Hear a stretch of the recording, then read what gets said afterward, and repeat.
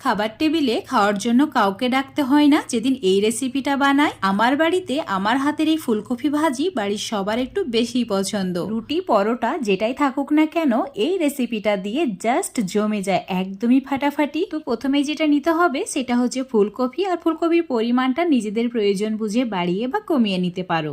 ফুলগুলোকে ছাড়িয়ে নিয়ে একদম পাতলা পাতলা করে কেটে নিতে হবে। ঠিক আমি যেভাবে কেটে নিচ্ছি এইভাবে লম্বা করে পাতলা করে কেটে নেবে।